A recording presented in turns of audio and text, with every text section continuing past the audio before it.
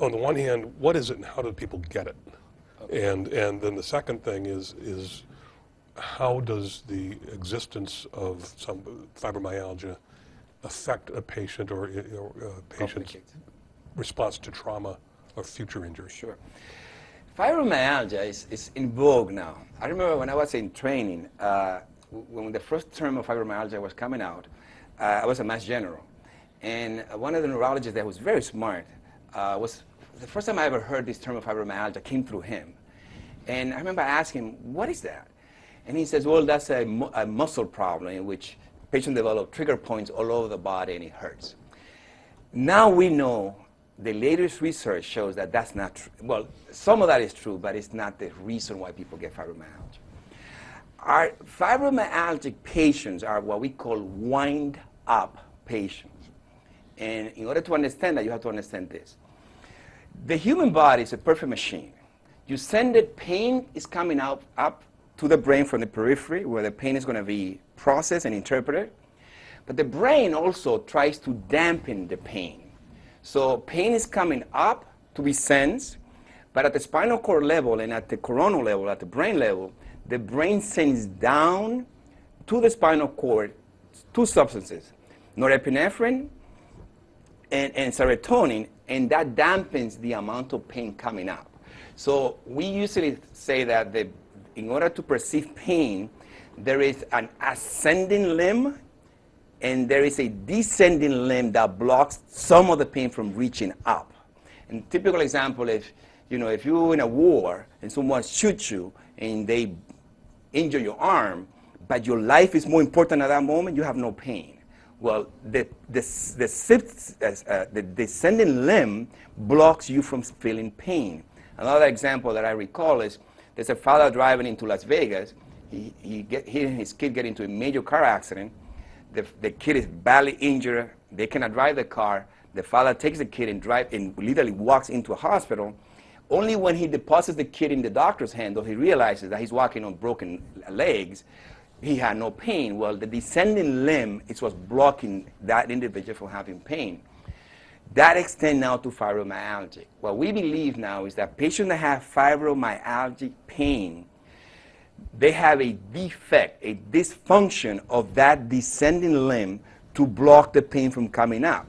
So those patients, normally, if they have pain coming up, it's a balance. Pain comes up, the brain tends to dampen some of it, so not the entire impulse reaches.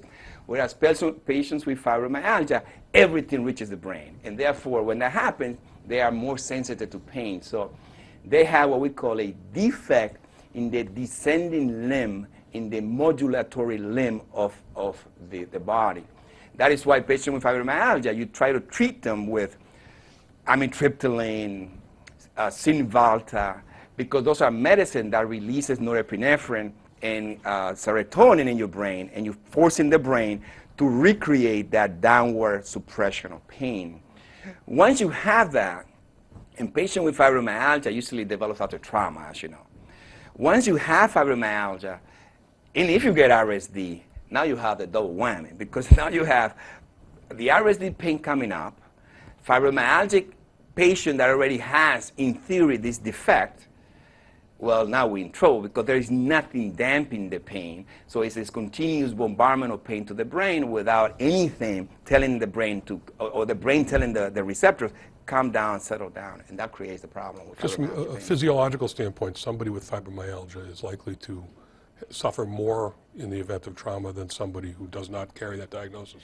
They are prone to experience more pain. Right. Not so for more trauma, because trauma is supposed to what you're doing. But when someone with fibromyalgic experience any type of trauma, they are wind up, so they will experience more pain. And if you receive a patient that has classic fibromyalgia, now this diagnosis right now is overdiagnosed. Every human being now has fibromyalgic pain. Sometimes they come here and I'm like, oh, I'm supposed to be an expert in it, I don't even know what you have. Because fibromyalgia is a very specific diagnosis. But a lot of times, patients go to the doctor, they don't want to deal with it, or they just don't know, you have fibromyalgia, just to get you out of the room. And once you tell a patient you have fibromyalgia, it's almost bad. Because the minute that all the doctors hear that, we immediately tend to pull back. Oh, that's a fibromyalgia patient, you cannot do anything.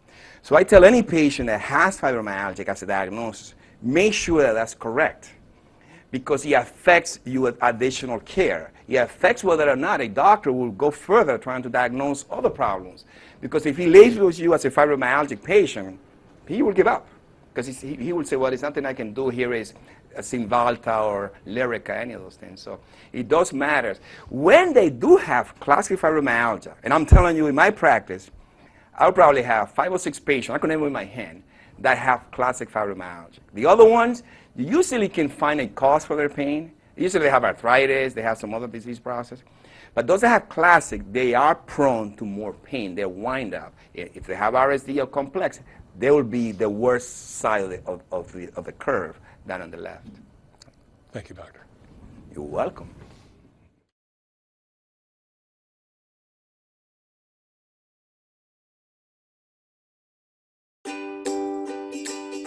Suffering from pain? Come find relief at Hyde Park Pain Management. Patients from all over Boston and the New England area come to our state-of-the-art medical facility to be treated by our world-class physicians. Each one is board certified in pain management with extensive experience treating a wide variety of conditions, including back pain, joint pain, arthritis, migraines, sports injuries, work-related injuries, and motor vehicle accidents. We offer flexible appointment availability, acceptance of most major insurance plans, easy access to public transportation, and free parking for our patients. Plus, our expert physicians speak several languages, including Spanish, French, Russian, Ukrainian, and Arabic, to even better serve patients with English as a second language. To learn how we can help you manage your pain, visit our website or call 617-833-6100 today. Hyde Park Pain Management. Relief is here.